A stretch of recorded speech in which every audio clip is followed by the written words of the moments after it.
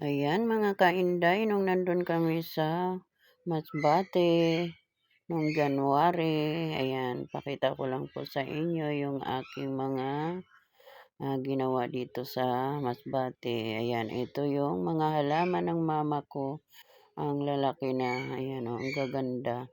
Ayan, yan gusto ko guys, o, ayan o, yung halaman na yan o. Nakalimutan ko lang mag-uwi. Ayan, maraming halaman yung mama ko sa gilid ng bahay niya. Ang gaganda guys. Ayan. Ayan, pakita ko lang po sa inyo. Kaso hindi ko alam kung ano pangalan ng mga halaman na yan. Ayan, gaganda. Sobrang gaganda talaga. Ayan o. At ayan guys, nag-ihaw din kami ng tuyo at daing dyan. Inulam namin sa hapunan. Ayan, yung kapatid ko ang nag-ihaw dyan, yung kasama namin nagbakasyon, galing siya ng Australia.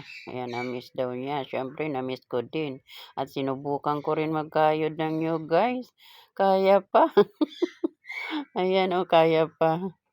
Kaya lang, parang mabagal. Ayan, guys. Mga ginagawa natin nung bata pa tayo. Ayan, sinubukan din natin ngayon. Ayan guys, ayan. Kayang-kaya pa. Ayan. Kayang-kaya pa natin ganyan kasi yung sa probinsya guys. Ayan. Minamano-mano yung pag ng nyug. Ayan, sige lang.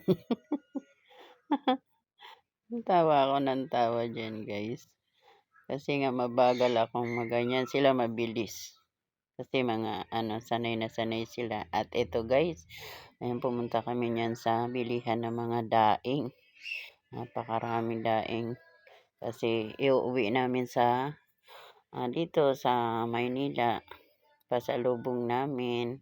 Bumili kami dyan ng pusit, palad-palad, dilis, tuyo. Ayan. Bumili rin ako ng ginamos dyan guys. Ayan, ang dami nilang mga paninda dyan guys. Ayan yung mga ginamos oh.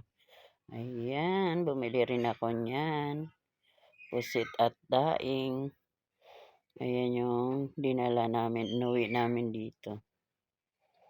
At ang sarap ng daing guys sa Masbate. Ayan, salamat sa panonood.